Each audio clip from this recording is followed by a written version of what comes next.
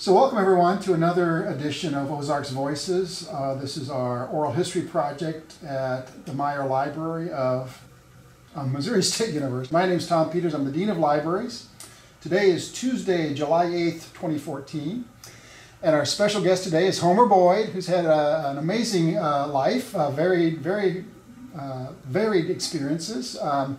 Perhaps in the context of this interview is best known as a member of the Philharmonics, a quartet and also a quintet at sometimes during the life of the Philharmonics.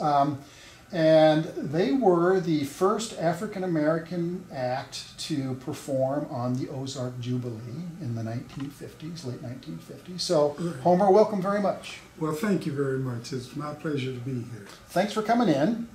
So let's start in. Let's begin with the beginning. Where and when were you born? Well, I was born here in Springfield, Missouri on June the 6th, 1933. Right. I tell a lot of people, I say, I'm older than you think I am. Yeah. And they go, you can't be. So you're a Depression baby. Huh? Yes. Yeah. Yes, believe me. And I'm the last of 12. Wow. Yes. I told her my father was supposed to go fishing, but he got his F's mixed up. He never went.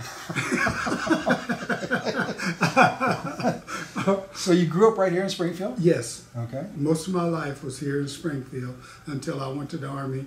And after I went to the Army, besides show business, until I went to the Army, I never traveled overseas or anything like that. But then when I went to the Army, I got to see, I did like they said, join the Army and see the world? Yeah. Well, I did. And this is during the Korean conflict? Yes, it was. And you went over to Korea and then also to Japan? Yes. Yeah, okay. Yes. Okay, well, we'll get to that in a minute. Okay. So I read somewhere that you lived across the street from Smith Park on East Division Street. Yes. But because of segregation at the time, you could not play in that park. It No. was for whites only. Right. That's what it was supposed to be. Yeah. But it didn't work. Oh.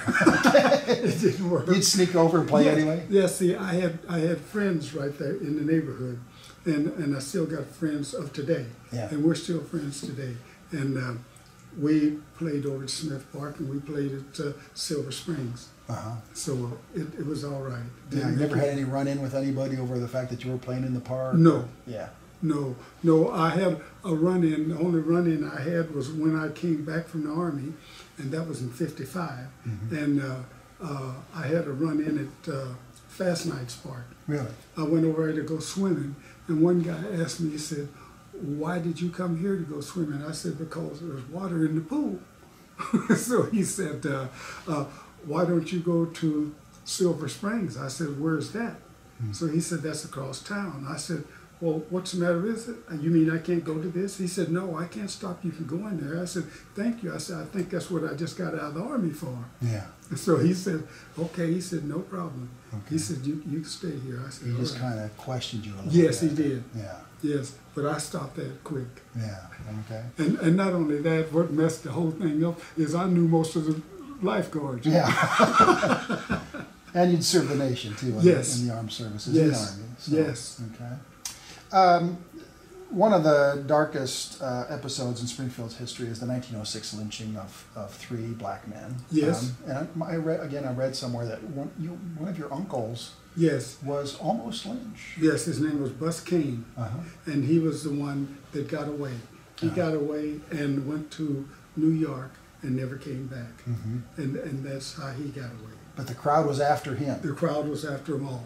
Yeah. And they found out later that it was all a hoax because nothing had happened. Yeah. Those guys were guilty of nothing. Yeah. And so they're all buried out here at Hazelwood Cemetery. And I'm proud to say Dr. Ledler is buried right there with them. She remembered everything, and she's buried right there with him. Yeah, and as you know, we have the letter collection here in our library and our special collections. And I believe actually this photograph of you as a drum major came from that collection. That's right. So speaking of, so you went to Lincoln School. Yes. And you were in the marching band. Yes. What are your memories of the marching band and being in school then? We were the best band in town, bar none. We didn't pick over them. We just took them as we got to them. In fact, they used to have a little trophy that they used to give out every year for the Christmas parade, and we won it every year. And we won it so much that they just gave us a trophy. So it was all right with us. It didn't make any difference, but we had a good band. Yeah. And it was together. Now, how did you become the drum major? Was that competitive? Well, it was kind of, but I was a drummer in the band. Oh, See, okay. that's what I was. I was a drummer. And we used to go down the street and we'd make up our marches, our beats, as we'd go down the street and pass it down the line. Oh, okay. So you were changing the march rhythm as you marched? Yes. Wow. Yes, we could do that. We changed, and we used to do St. Louis Blues March. You know, when the bands came out with that, we was one of the first ones to do it here. All right. And we did it in style. So you were very proud of that band? Oh, huh? yes. Yeah. Oh, yeah. Oh, good. And the majorettes, no. So, Yeah. yes, we had fun. Now, did you march in any local parades and all over? All the local parades, Yeah. and that's it. That's the only one we could go to at the time. Uh-huh. But we take everything around here, and we go to Jefferson City every year for the band festival. Uh-huh. They'd bring all the bands from Missouri to Jefferson City for a band festival, and we'd go up there and we'd play, and we won up there too. Yeah. Yeah, we would win. And not only that, one of the friends of mine that was from Kansas City played in the band that the Philharmonics had. And he was good. Uh-huh. He was good at age 16. Yeah. And he was even better at 17. Yeah. Well, speaking of 17, my understanding is that was the age that you joined the Philharmonics. So Yes. tell us a little bit about how the Philharmonics formed and how Okay. you became a part of the Philharmonics. Well, the Philharmonics is part of a group out of the church. Most groups came from the church. And the Philharmonics were at Gibson Chapel Presbyterian Church. And their pastor was Reverend Samples. And he was good. And his wife played piano for the group. And I didn't know of the group at that time because, see, I was doing these other shows. I was doing other shows for the community at the time. And so these guys asked me, would I sing with them? And I said, well, of course. Yeah, I was 17 when I started, and the group started in 1946. Okay. That's when they started. And so we didn't just jump up and one day. We had been at it for a while. Yeah, started right after the war then, 1946. During the war. Yeah, and you would have been, when they formed, you would have been about 13 then, born in 33? Yeah, Yeah. I was around 13 because that's when I was doing shows with Doris Day and Les Brown. Yeah. Were you a drummer or a singer or both? I was a tap dancer. Okay. When I was dancing with Doris Day in that group. Now, how did you start tap dancing for Doris Day or with Doris Day? I just picked it up on my own. Yeah. And then I started tap dancing. I had a brother that used to tap dance. So I just watched him, and then I started tap dancing. Just practicing. And then after that, I started doing the jitterbug. Yeah. Back in, and I had a little girl, a lady. Yeah. A lady, because she was about, I was about 13, 12 or 13, and she must have been about 16 or 17. Oh, older woman. Yeah, but she was short. And so we danced together. You do the jitterbug. We did the So how did Doris Day find out about you? Oh, well, they were on the same show I was on at the old Pythian home. Oh. That's what they call the castle. The castle now. Yeah. And that was old Pythian home. Uh-huh. And I remember that because it wasn't too long ago. They just celebrated their 100th year. Yeah. And so I went out there to see what was going on. And as two ladies out there, so they said, I went in, they said, well, we're closed. I said, oh, that's all right. I said, I don't want anything. I'm just reminiscing. They said, oh, you know about this place? I said, I know all about it. They said, do you know anyone who was here? I said, yes. They said, who? I said, me.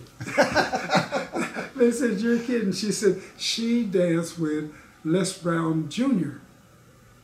I told her I danced for Les Brown Sr. I said, yes, okay. So I got to meet those people, and they're nice too. Yeah, well, good. Again, I read somewhere that the Philharmonics won a competition on the Horace Heidt Amateur Hour, which is a little radio show. No, it wasn't. It was radio and television. Okay. See, I saw in one book they had a radio show, but we were part of the radio show and television, and we won it 2 years in a row. Mm-hmm.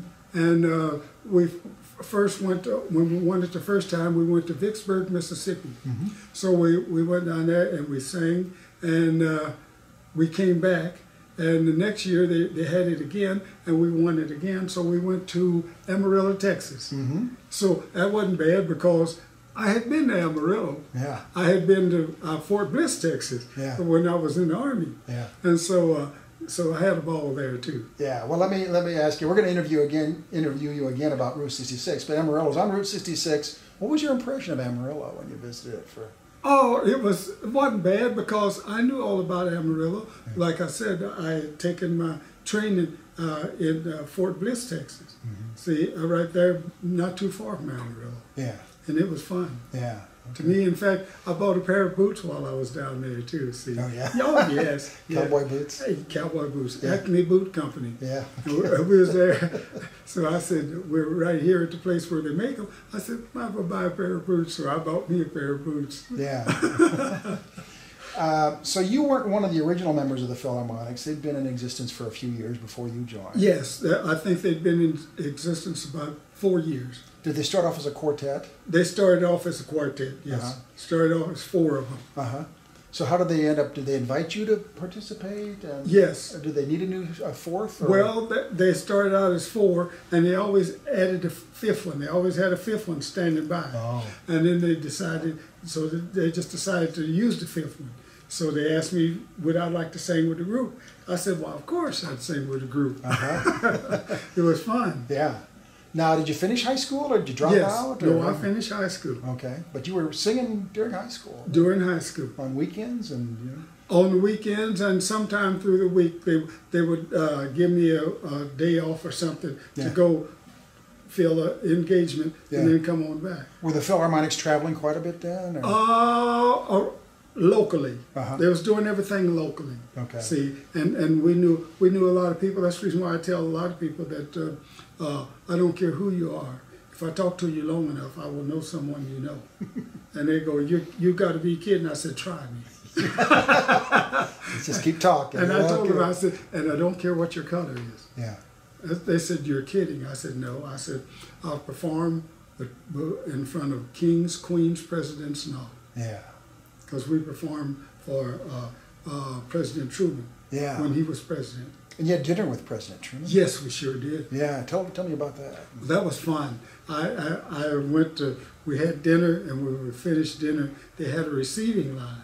So I stood beside the president at the receiving line. So I said, some guy came by and he said, Mr. President, do you remember me? He said, oh yes, son, I remember you, your mother, your father, your grandmother, and your grandfather. And so when he left, I said, Mr. President, do you know who that man is? He said, never seen him before in my life. He said, but isn't it nice? He thinks I know him. Mm-hmm. I said, okay. He said, always remember that. Yeah. I said, yes, okay. Yeah. He was very nice. And then I met, when I moved to Minnesota, I met Vice President Hubert Humphrey at his place, at his lake. Oh, really? Yeah. He had a lake house? Yeah, he had a lake house. And I was out there on the lake fishing, my wife and I. And so these 2 guys come up in a boat, and they had on blue suits and three-piece suits? And 357s. And they were packing heat. Yes. And so I told my wife, I said, I'll do the talking. I said, let me do the talking. So when they came up, I said, good morning. They said, good morning. I said, is there a problem? They said, no problem. I just want to know, my boss wants to know if you'd like to come over and have a Coke with him. I said, who is your boss? They said, Vice President Hubert Humphrey. I said, well, of course.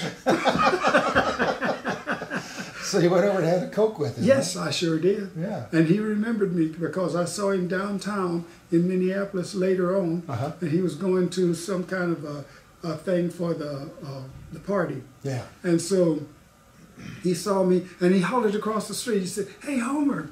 I said, hey, I said, how you doing? He said, fine. He said, I'm going down here to a party. I said, well, give him hell, Hubert.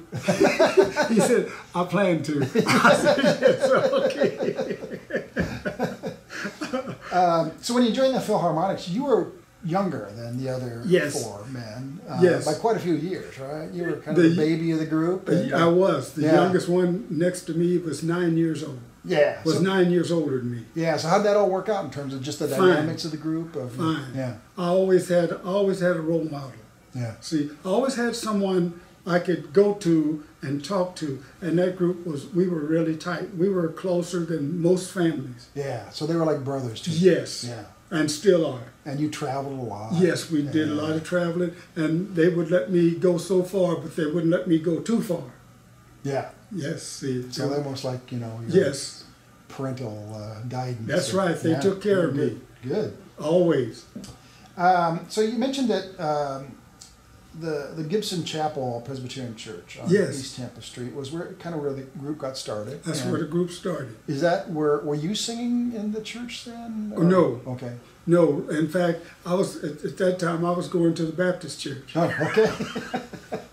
I was going to the Baptist church. But then after I joined the group, then I switched over to Presbyterian, and which I'm not sorry, but because I remember when I was about 17, when I first started, we were singing someplace. We was maybe in Chicago or someplace, or St. Louis or someplace, and I remember a lady told me something then that has stuck with me all these years, and she was absolutely right. She told me, she said, Homer, always remember, the good you do will come back to you, and it don't cost that much. And that was Mahalia Jackson that told me that as a kid. And you know how you are when you're a kid, you're thinking, what does she know? I found out she knows everything. She knew everything. Yeah. Yes. Oh, good. So during the early years when you were with the Philharmonics, what type of music were you singing? Was it? Whatever made money. we sang jazz, we sang rhythm and blues, we sang country and western, and we sang, naturally we sang spirituals and gospel. Yeah. We sang gospel. But you were singing country and western pretty early on? Oh, yeah. Yes, we sang country and western, we sang jazz. We had little jazz songs we do. It all depends on whatever you ask for, you got. Yeah. Yes. Just depended on what the owner of the place where you were singing right, wanted. Whatever they wanted, or someone would come up from someplace and ask us to sing a song. One guy came up one night and asked us, would we sing to his wife? I said, sing to your wife? I said, do what? He said, yeah. I said, just sing to her. So we sung to her. We sung to her, and he was so happy that he bought drinks for everybody in the place. I said, okay. I said, all right. I said, there's one that left happy. Yeah.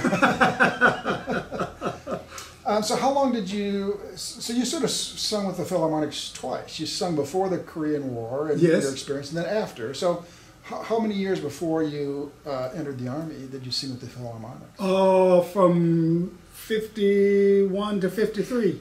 Okay, a couple of years. Yeah, from 50 to 53. Okay. For 3 years. Okay. See, I was working here in Springfield then. Yeah. I was working for a place called the it was on the corner of Pershing and South Street. It was a medical arts building.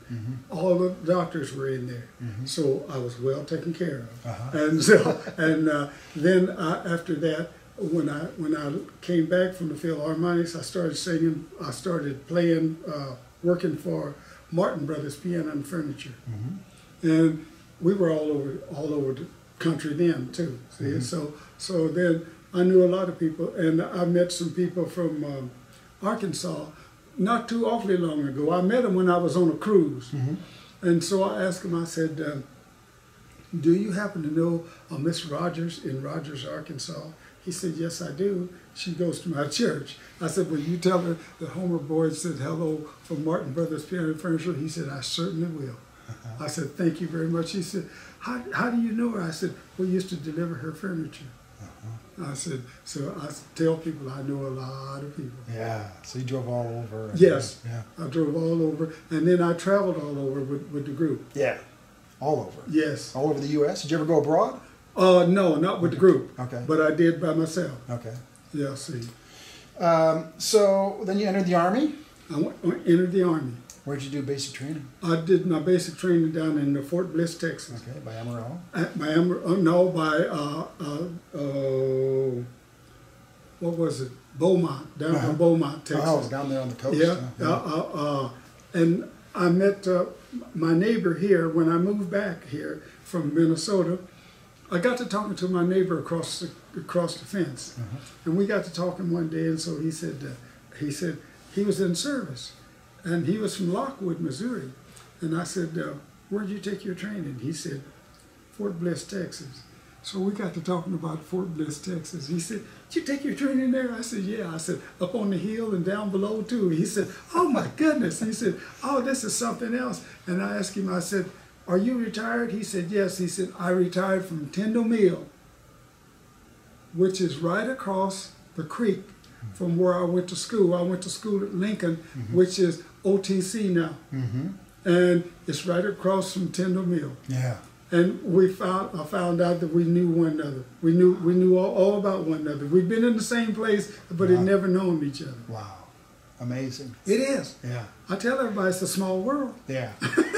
So they went over to Korea. Yes. And spent all of 2 weeks in Korea? That's it. Yeah. That's it. See any action or? No. Yeah. No, I didn't need to. Yeah. Well, see, I was in anti-aircraft artillery. Okay. My job was, one guy told me, he said he was in the Air Force. And so he said, my job was to fly. I said, my job was to bring you down. He said, "You're kidding." I said, no. And that's what we did. We did it. We had, our shells was 48 pounds, 48-pound shells, and we would get off 28 a minute. So you had one every 2 seconds. You had to work. Yeah. You had to work at it. Yeah. Yes. And so I stayed for 2 weeks, and then they told me, said, "We want you to come back to Japan." Yeah. I said, "Okay." So I went back to Japan. I said, "What am I going to do?" So this major, he told me, he said, he asked me, I had a little ring on, and I'm in the Masons. And so he asked me, "Was that my ring?" I said, "Yes." So he said, "I'd like to ask you some questions." I said, "You can." So we went in his office. He asked me some questions. I answered them. He said, "Can you play baseball?" I said, "I've been known to." He said, "How would you like to play baseball?" I said, "For who?" He said, "Headquarters battery." I said, "Yeah, I can." He said, "Well, go back to the headquarters, go back to your place and get your stuff, because you're coming down here to play baseball."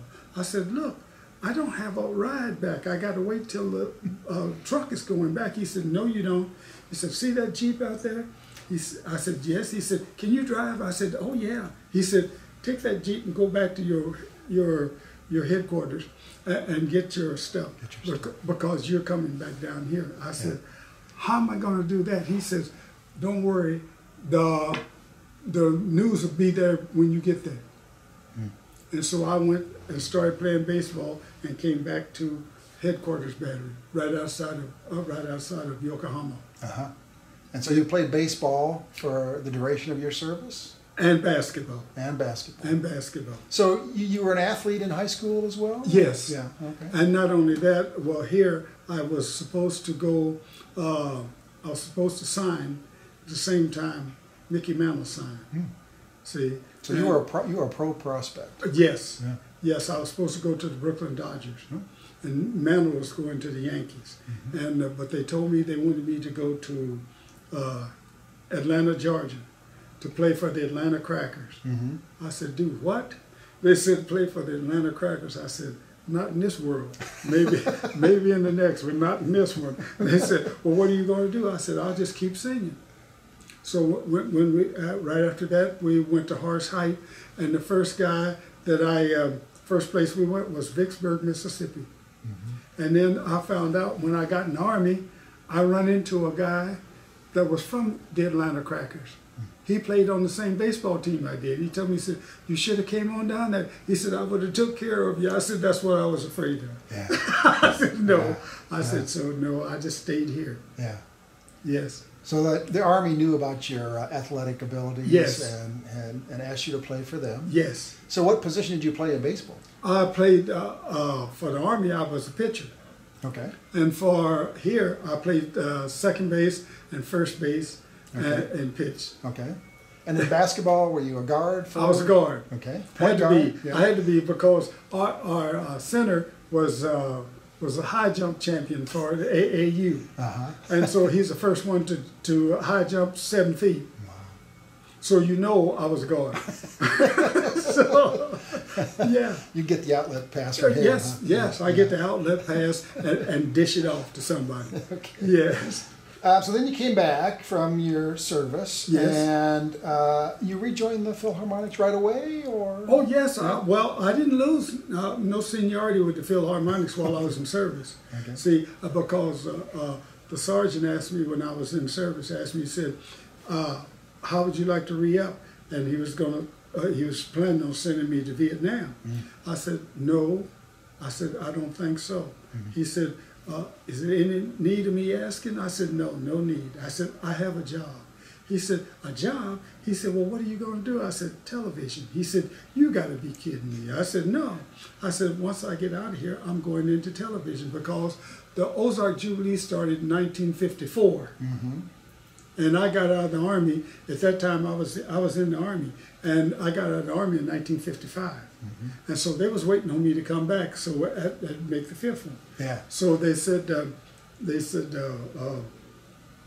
sergeant told me, said, I can fix it up.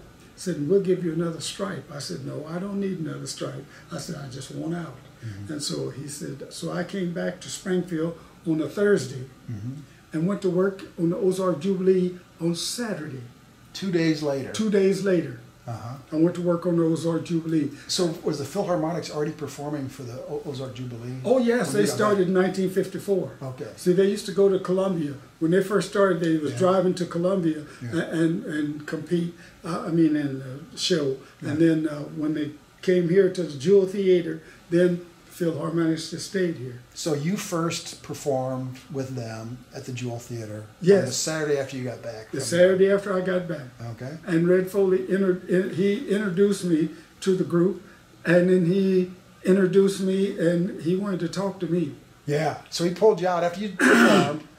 He pulled you out and said, hey, Homer, I want to talk to you. Yeah, he said, I want. So what were your thoughts when you were on national TV? Yeah, I'm going, what is this? I go, what is this? So he said, I just want to talk to you. He said, you're one of our servicemen that just got back from service. I said, yes, I did. He said, did you have a good time? I said, I had a fabulous time. I said, I enjoyed everything I did. I said, and I got to meet a lot of people while I was in service too. In which I did. I met a lot of people from here. Most of the guys were from here. And I met a lot of the guys since I've been back here. A lot of them have passed away, but I run into some of them every now and then here. Yeah. Yes. And from Wichita, Kansas. Guys was from Wichita, Kansas. Yeah. In fact, I was two guys from Wichita. We were good friends. They were brothers, twins. And we used to go out on the town together and see, because their father, while they was in service, now he bought them a car. They went home on the weekend and brought it back. So those were friends of mine. Yes. Anybody with a car, huh? So how did the Philharmonics first get onto the Ozark Jubilee? Did Cy Simon invite them to perform on the show? I think he did, because Cy Simon was part of a group here that was getting people to do different things. See, and not only that, we used to perform at churches and all these different places, shut-ins and people like that. Yeah. And we used to perform at O'Reilly Hospital. After O'Reilly closed, it became a tuberculosis hospital. We performed out there. Okay. So we was performing one night, I never forget that. We was performing, and the guy behind us was dying. So they told us, they whispered to us and told us that the guy behind you said he's dying. We said, well, good, we'll send you. He's going out on So we're going to send him, good. Yeah. Don't worry. And so we pumped it up. Yeah. We did a show that night above shows for him. Yeah. And they said, and when we finished, she said, he's gone. I said, well, he left happy. I said, no big thing. It's a great way to go. That's the way it was. That's the way it was supposed to be. Yeah. You got it. Well, good. So when the group performed on the Ozark Jubilee, was it? I mean, describe what you performed quite a bit for the Ozark Jubilee. Right? Yes. You were almost like the house quartet or quintet. Oh well, yes, we were the first group, first black group to ever come on a nationwide program as a regular. Yeah. Not just as a guest. Yeah. We were regulars on the Ozark Jubilee. Yeah. And not only that, we knew everybody around here, and we did shows for everybody, and it didn't make any difference. Yeah. We just had fun. We do any place that were people shut in, we'd go do shows, and we have a little group that we used to call ourselves the entertainers. It was all of us. It was different people from different walks of life, singers and tap dancers and everything, and girls that sang, guys that sang, everything. And we were called the entertainers, and we used to go around just entertaining people. Just a kind of a traveling variety show. Yes, that that's just what go it was. around to That's what shut-ins it was. and yes, and we'd go and we had a ball. So was the Ozark Jubilee just another gig, or was it kind of a big deal to be on the Jubilee? Did you feel? It was a big deal because it was nationwide television. Yeah. Did it ever give you, cold feet, or I think at the peak there were about 9 million viewers. Oh, live viewers. Look, if you don't get nervous or something before you go on the show, something's wrong. Something's wrong. Your show's not going to be any good. I tell people, I get nervous now. It doesn't make any difference. I still get nervous, and like I say, if you've got it, you've got it. If you don't, you don't. And we still singing, because me and the guy that he'll be here in August, we've been singing together for over 60-some years. Together. Together. That's amazing. And we used to sing and we would do songs, and if someone would forget the words to a song, we could put the words in their mouth and still be back there singing our part. And we could put the words in his mouth. You kind of prompt him to. Yes. Yeah. Yes. So do you have any memories, either fond, or do you remember any shows that were just rough and for whatever reason they had a hard time getting through the show, or sometimes would you have acts that couldn't perform for whatever, somebody was sick or drunk or? Oh no, not our group. Yeah, but I mean any group. You were also kind of like yes. Standby, and let's have the Philharmonics come out and sing a song, and you didn't know you were coming out. A lot of times we do that, but a lot of times we've been on shows with groups, and a lot of guys on there would be on. They'd be on other things, right? And they illegal substances. Yeah, illegal, and they would lose it. Yeah. We've seen one guy one night, he just lost it on the show, but it wasn't no big thing because one of the guys in the band just filled in his spot. Yeah. And then just the show went on. And the show went on. Yeah. Show must go on. Yeah. Did you interact with Red much? Yes. Yeah, and that was one heck of a nice guy. He was always nice. He always treated us nice and with respect. Yeah. See, and we've always said, if you want respect, you've got to give it. Yeah. If I give it and I demand it. See, I treat people with respect. I don't care who they are or what they do. It doesn't make any difference, and it doesn't bother me at all. Did you ever see Red after the show stopped? Yes. Yeah. Yes, I've seen him. I've went out with him a few times after the shows and stuff like that. That's why a lot of times people would ask me, "Can you give me a story about Red Foley?" I tell them no. They go, "Why not?" I said, "Because if I tell on Red, I tell on me." I said, first law of nature, self-preservation. I said, I'm not telling. But you had some good times with him. Yes, we had good times with him. And his son-in-law too, Pat Boone. Uh-huh. Yes.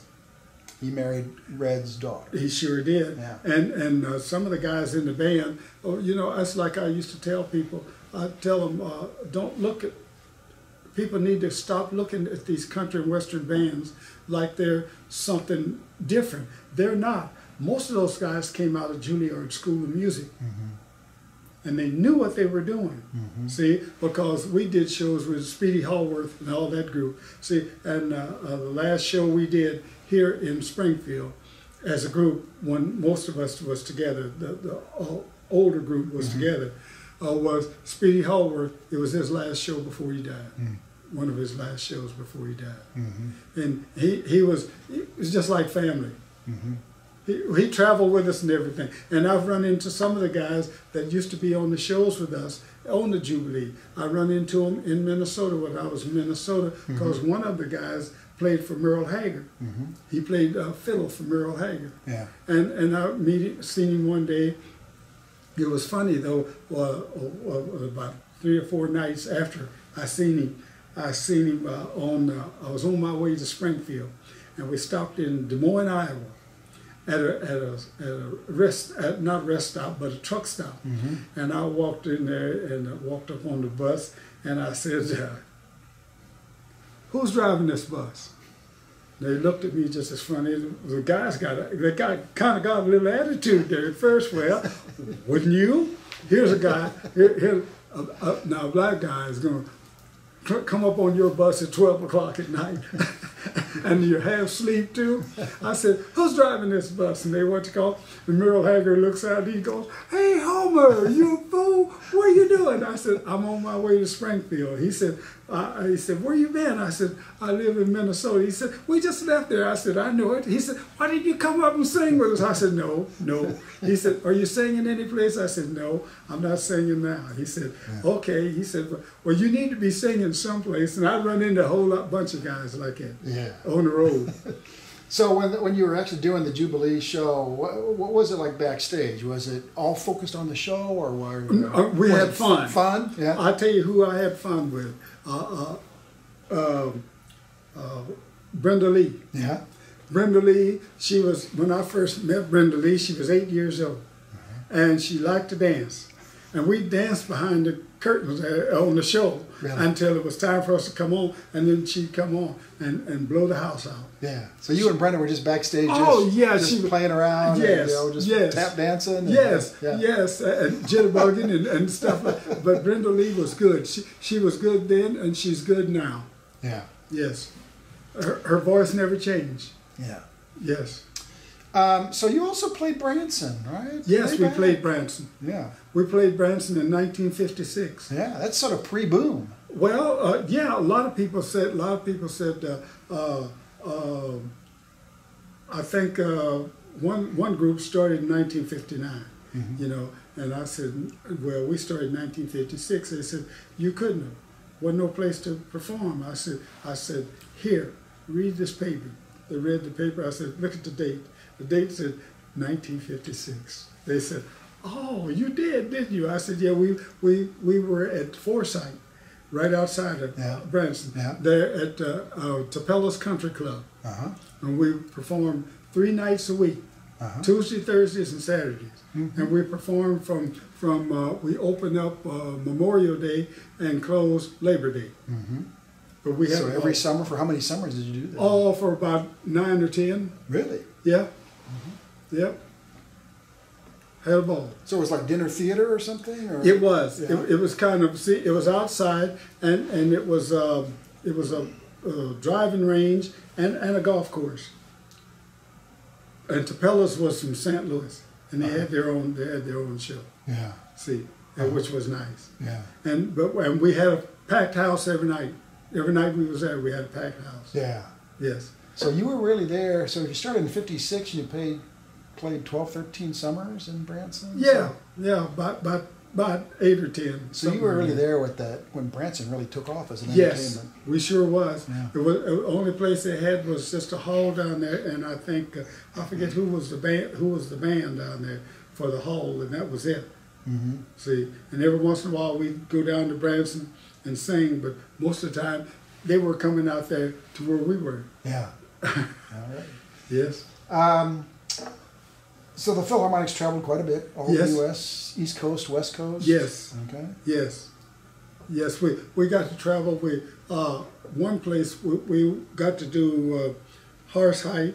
We got to do Arthur Godfrey show, and we got to do we did shows with most of the big groups. Yeah. We did shows. Ike and Tina Turner. Really? Stuff like that. We did shows with most of the big people. Did you have a booking agent, or how did you book those shows? Top Talent. Uh-huh. Top Talent. They managed you? They managed us, Uh-huh. and we managed ourselves. Uh-huh. See, we did most of it ourselves, and Top Talent.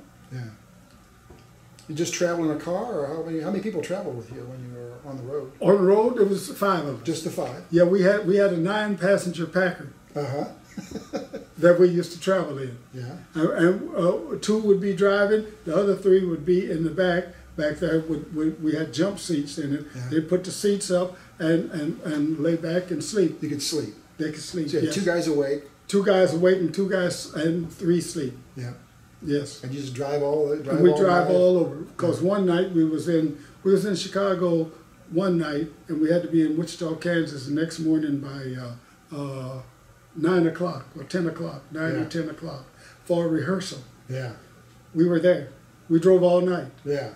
Yeah. And mainly two-lane roads back then, right? The interstate was just getting started? Yes. Wasn't complete? No. None of these interstates were. Yeah. We just cut right across country. Yeah. Yeah. Had fun though. Yeah. But we took care of each other. So coming back to Springfield, so you performed quite a bit in the old Jewell Theater? Yes. Yeah. What are your memories of the Jewell Theater? Oh, that's where we had our fun. And after the Jewell, I think it was 1960. I think it is when they, 1960 is when 60 or 61 is when they went to Landers Theater. Mm-hmm. Yeah. See. Yeah. But most of the years you were at the Jewell Theater. Yeah. That's where we started from. Now I got to ask you, we talked a little bit about your experiences with segregation in your childhood. Yes. What was it like in the 50s when you were performing at the Jewell? Did you have to go in the back entrance? No, not with the when you were with when we traveled with the Nashville group, or we traveled with the Jubilee.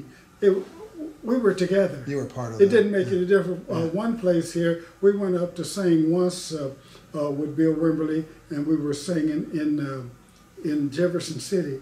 And when we finished Jefferson City, we was on our way back that night with the band. And we stopped in one place, and the guy told him, said, we can't serve those guys.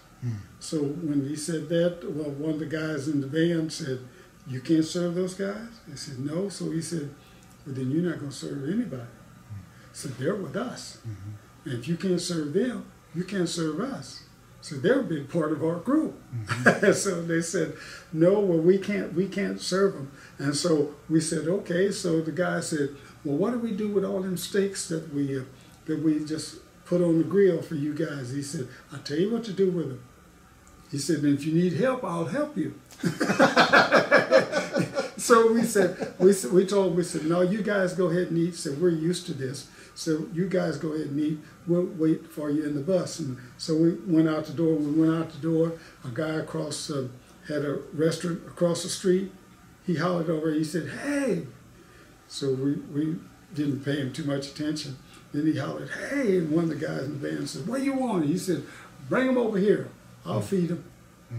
He said, I'll feed him all night if that's what it takes. He knew that you'd been refused service. Yeah, he knew we'd been refused. Yeah. He said, bring him over here. He said, I'll feed him. Yeah. We said, see, that's the difference. Yeah. But when we traveled with the group, because in Wichita, Kansas, we worked for a guy named Hap Peoples, and he had the big show there. And he used to tell them down here in Springfield, if you can't send the Philharmonics, don't send anybody. So we want them. Yeah. That's who we want. And we go up there and we sang for them guys up there in Wichita. Yeah. Yeah. Did you make any records? Yeah, we made a couple. That's about it. Uh-huh. Yep. What was the label? Do you remember? Future Future label. Yeah, and I'll tell you who's got one. I think Wayne Glenn has one. Yeah. And I don't know who else has got one. Yeah. But yeah, we made a couple. Yeah, we've interviewed Wayne for the Ozarks Voices. Oh yeah. He has an amazing memory. He knows about the Ozark Jubilee. He knew names and dates. And and one heck of a nice guy. Yeah. And he's always been that way. Yeah. So you made some records. You played the Grand Ole Opry, right? No, we didn't play the Grand Ole. Really? No, we never played the Opry. Okay. We did shows with them. All of them. Oh, I see. Oh, see, Elvis and the whole shop. Yeah, so you played with Elvis? Yes. Really? Where? Yes. Here in Springfield and at Hutchinson, Kansas up there. There's a naval base in Hutchinson, Kansas. Yeah. and we that's long way from water. I know it. And that's where we were with him. Yeah. Yeah. And here in Springfield. Any memories of that, playing with Elvis? Oh, yes. Was that did you think it was a big deal, or was it yes, Elvis? It was because, hey, let's face it, man, them girls go nuts. Yeah. them girls go crazy. But he was a nice guy. Yeah. And the whole time we would talk, see, me and Elvis was the same age. Yeah. And the whole time we talked, I'd say something to him, he'd say, yes, sir, no, sir. And I told him, I said, oh, no, Elvis. I said, you can't do that. He said, what do you mean? I said, yes, sir, no, sir, won't get it. I said, people will think I'm an old man. You're the same age. No, he said, that's the way I was brought up. I said, well, that's all right. Forget it tonight. Yeah. Yeah. So Elvis, Doris Day, anybody Yes. else that you remember performing with? Oh, Eddie Arnold, all of them. Yeah. All of them, Tex Ritter, all of them. We did shows with all. Tex Ritter was a good friend of mine. He told me, he said, Homer, he said, I can't sing. He said, but I talked up on $1 million. When he wrote High Noon. Yeah. Yes. See? Yeah. And so we met all of them. Snooky Lance, we met all them guys. Yeah. See? And I tell you who wrote up the music for us with Horace Height, Doc Severinsen. Really? He wrote up our music. Oh, really? Yes. And Al Hurt was with him there at the time. Yeah. And Pete Fountain, he was with Horace Height. Yeah. Wow. There was a lot of them. Yeah. So as the years went by, how did the Philharmonics evolve? What happened? They started to die. They started dying off. See, one guy, the tall guy in there, he died first. He died back in the 70s. And then after that, then Moss, the other guy from Kentucky, he passed away. Then after that, James Logan, he passed away. He was a tenor. And then we started singing, George Culp and I, we started singing, and we got Lynn Clay.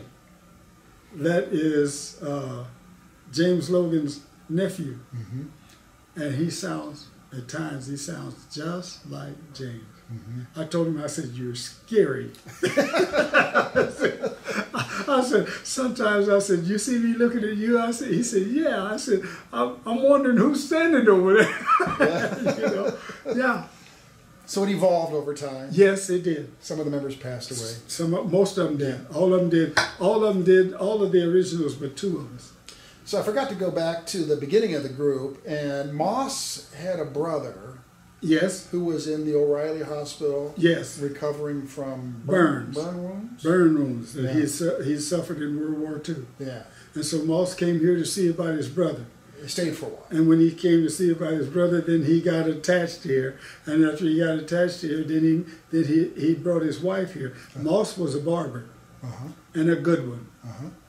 He was a good one, because I seen some of them guys on some of them shows. They'd be on them shows and things, and I seen him take a razor blade and a comb and cut a guy's hair. Wow. With a razor blade? With a razor blade and a comb. Yeah. Yeah. So he would give him a touch-up right before before the show went on. Yes. He knew what he was doing. Yeah. And he was good at what he was doing. Yeah. And he was good at it and could sing too. So he stayed in Springfield. He formed this group. Yep, he stayed in Springfield. The group formed. And when they farmed at the church, and they used to go over in the corner and sing, so they told me. And then George was telling me all this, you know, and he said, Miss Sample, Reverend Sample's wife, told him, said she would play for him. So she played for him, and then they would go different places and sing with different groups, and they met different groups, and a lot of times we met different groups on the road, and I run into them later on when I was just traveling around, you know. Yeah, run into them. Now, did the Philharmonics have their own TV show for a while, local TV show? We had our own TV show, we had our own radio show, and everything. But we used to do a show with, they used to do a show with, what's his name? Guy who played piano. Oh God, he used to teach him four-part. They used to do four-part harmony. See, we did Dream and all that stuff. We did all of them, all that music. See, and I forget who the guy's name was. Paul Mitchell. Paul Mitchell. See, had a show at KY3. Yeah. And then the Philharmonics had a show at KY3. So you were what was it called? The Philharmonic show? Philharmonic show. Yeah. Yeah, and then we had a show at KGBX. Was it live or? It was live. Yeah. We do it 15 minutes every Sunday. Every Sunday afternoon between 1 and 1:15. Okay. After church? It was after church. It was Philharmonics, and we leave church and go right over to KGBX and do the show. Was this what time frame was this? What year? What was the show? Was it after the Jubilee era or? Oh no, it was during the Jubilee era. Okay. Some of it was late 50s? and some of it was after. Yeah, yeah. Okay. You enjoy that? Did you? Oh yes, we did. Yeah. Oh yes, and we run into a lot of people because I've been trying to find people that had different. See, back then they made these shows with kinescope. Yes. They used kinescope. Yes. And they didn't use tape. Right. See, if they used tape, we could do. So what I've been trying to do is find someone who's got this stuff taped off and see if I can get it. Well, I can tell you for the Ozark Jubilee, we've located, there's about 64, 65 kinescopes of the early years of the Jubilee. Okay. And we're trying to basically get permission to digitize those. Yes. And make them available to anybody worldwide with an internet connection. Thank you. Watch those old shows. Thank you. As you know, on YouTube now, there's snippets of the Jubilee up yes. there. But just snippets, you know. Yeah. Brenda Lee performing yeah, and whatnot. Because we're singing All Shook Up. Yeah. On the that's the one Wayne Glenn's got. Yeah, but there's not a whole lot up there. But it's actually the UCLA Film and Television Archive has the kinescopes. Well, you know, they had a reunion thing down in Branson one year. I think it was 92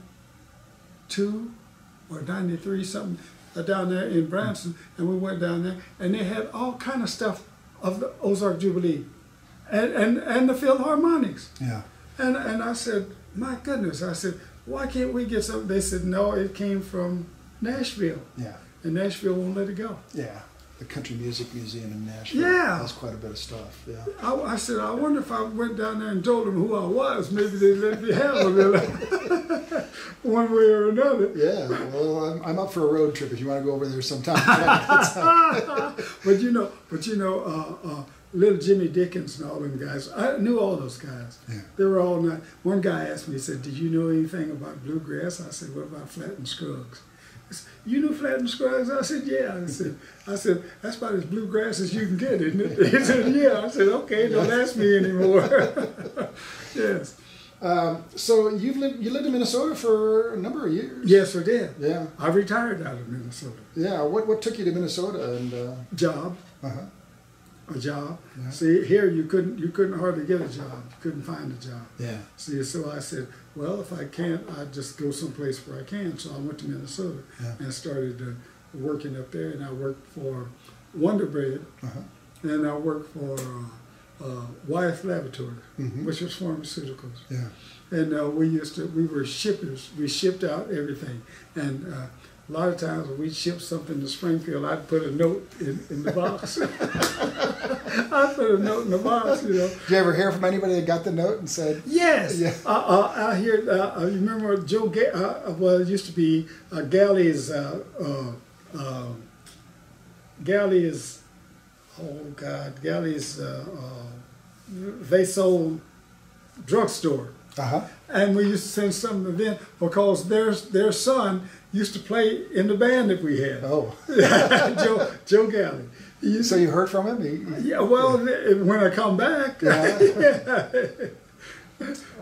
So you spent like 3 decades in Minnesota. Yes. Yeah. Yes, see, my wife worked for Honeywell Corporation, and I worked for Wyeth Laboratories. You were living in the Twin Cities? Yeah, we were living in the Twin Cities. See? Yeah. And my wife, she retired from there. And see, and I don't know what she did. She couldn't tell me. Oh. She was top secret. One of those jobs you can't talk about. Yeah, she was top secret. She couldn't talk about it. Yeah. She wouldn't talk about it. Yeah. And she had to be debriefed before she could retire. Yeah. And so I said, okay. I said, no big thing. Yeah. I told him, I said, well, I look like I'm the only one in this family who can talk about what we did, what I did for a living. You're the only one that had no secrets. You got it, you got it, you got it, you got it. So did you both retire at the same time? Or? Well, I retired and then she retired. Okay. Yes, she retired after me. And then you decided to come back to Springfield? Then we decided to come back. Yeah. Yes. Easy decision? Tough decision? Well, no, because my wife didn't like snow. She didn't like that snow. See, so we came back here, and when we were coming back here, back in '96, is when I had my heart attack. Oh. See, I came back, I was bringing my car. I had a '65 Mustang convertible, and I brought it back to store. And while I was storing that was when I had the heart attack. And the guy that I was with at the time, he lives here, and he's a good friend of mine. And he told me, he said, come on, let's go.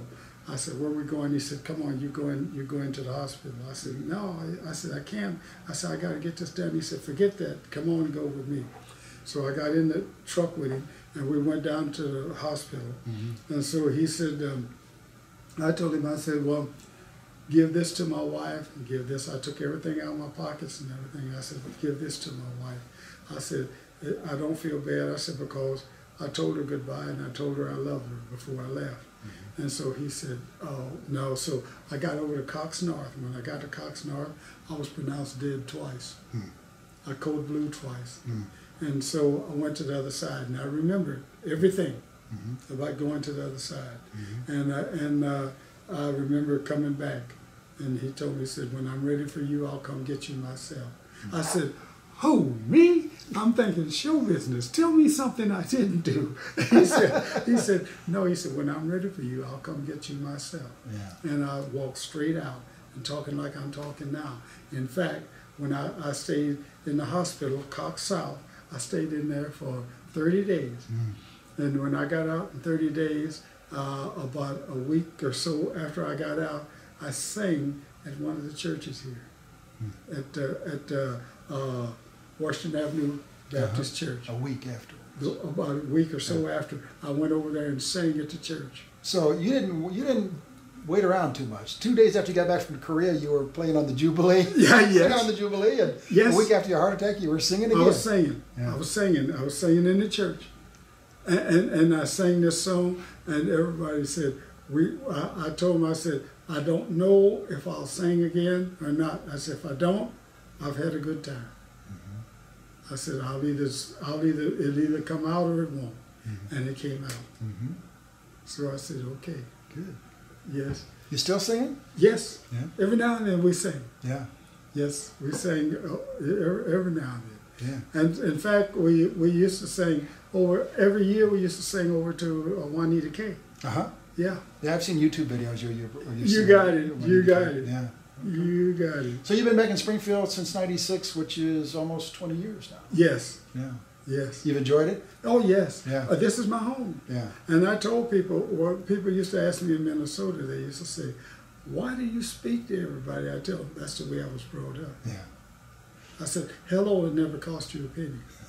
I said, you can always speak to someone. I don't mean you have to hold a conversation with them, but you can speak to them and say, hello, how are you? And that's it. Yeah. When you came back from Minnesota, other than you know, the milder winters, were you surprised by anything in Springfield when you came back? Well, yes, because everything just about has changed. They've moved everything around. You know, different stuff, and everything was downtown is now at the mall. See, because we used to get our suits. Our suits were cut by Moore and Anderson, and it was down there on Jefferson, right across from the YMCA. Yeah. And it moved out to the mall too. See, so I said, my goodness, I said everything's turned around, but everything's changed. Even here at the university, everything changed. Yeah, it's grown quite a bit. Yes, it has. The whole area's grown quite a bit. It has. Yeah. It has. Yeah. You ever go down to Branson to take in a show, or? No. I went down there once to see Nidra, my niece. I went down there to see her sing when she was with Wayne Newton, and I went down there to see her sing, and it was something else. And then me and her dad went down there one day. She was getting an award. She was the female singer of the year down in Branson. And we went down there for her award, and we watched home. So she got up there with a big mouth and told everybody, "There's my dad and my uncle down there." Said they both from the Ozark Jubilee, and we got a standing ovation. I said, "What is this?" I said, "Oh no." Well, what I know is, what I think I know is that a lot of those people that were involved in the production of the Jubilee then went down to Branson. Yes. And did a lot of work down there too. Yes. So yes. there's a real link between the Jubilee and Branson. Well, not only that, I got an eye doctor here, Dr. Faulkner, and he's Bud Brixey was that on the Jubilee, and that is, he married Bud Brixey's niece. And we were talking one day, and he said, "Were you on the Jubilee?" I said, "Yeah." He said, "Did you know a Brixey?" I said, "Bud." Yeah. So he said, so you run into people, and I don't care where you go, you're going to run into somebody who remembers you from when. Yeah. That's the reason why you got to be very careful. Yep. Don't burn any bridges. Oh, don't burn no bridges. No. Yeah. And I try to be nice to everybody. Yeah. Life's too short not to be. Now you have a nickname, don't you? Oh, me? I read that your nickname was Jolly. Oh, they say that they put that.